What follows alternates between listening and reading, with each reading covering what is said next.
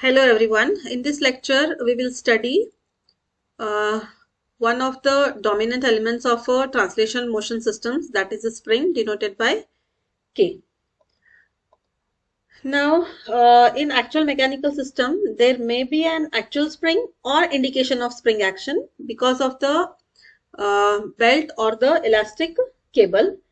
And the spring, it has a property to store the potential energy, and also the force which causes the displacement, it is directly proportional to the net displacement in the spring. Okay, usually this spring, it is a non-linear in nature, but for small deformations it can be considered as linear. Basically it is non-linear. So here suppose you have a system here, okay, that is you have a spring here K, which is connected to a rigid body. Now force F is applied here, so the displacement takes place in the direction of the force. This x of t is the displacement which takes place in the direction of the force F of t. Now here the equation for the force, it can be written as F of t is equal to K into x of t. Here it was force is directly proportional to the net displacement. We are removing the proportionality sign and taking the proportionality constant K, and we are writing it as F of t is equal to K into x of t. By taking the Laplace, we'll get it as F of s is equal to K as it is. X of t becomes x of s. Now consider another system where you have two masses m1 and m2, and these two are connected by spring K.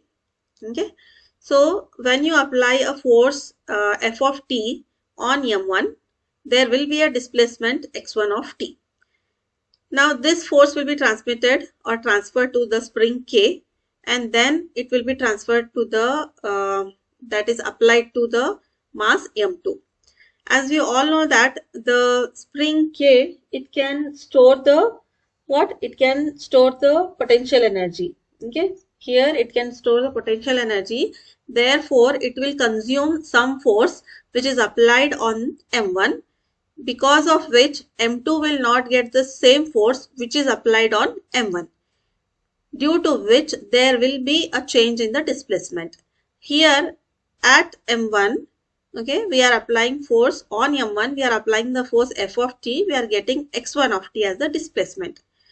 But because these two are connected by a spring K, it will consume some force which was applied on M1, and less amount of force will be applied on M2 as compared to M1. Therefore, the displacement which is caused at M2, it is not same as that of the displacement which is caused here on M1. Fine. So there will be a change in the displacement. Now here you can see it is a spring. Here you have a displacement x1 of t. Here you have x2 of t. So there will be a change in the displacement in the spring, that is x1 minus x2. As we have seen in the previous video that in mass, if two masses are connected by a rigid body, then both we are applying a force on one mass, then both the masses will be having the same displacement, that is there will be no change in displacement. But here in spring there will be change in displacement. Okay, now you can write the equation as F spring, that is equal to, that is force spring is equal to K into x1 of t minus x2 of t. Here x1 of t minus x2 of t, there is a change in displacement here because it is connected in between m1 and m2. Here it causes a that is it will consume some force. Now here you can take the Laplace and you can write it as F spring is equal to K into x1 of s minus x2 of s. So spring between two moving points, okay, it causes a change in the displacement. Fine. That is the spring, when it is connected between the two moving points, it causes a change in the displacement from one point to the another. And spring behaves exactly same in the rotational system. So in rotational and rotational system, we have the spring. So there and here in rotational as well as in the translational, the spring behaves the same. Okay.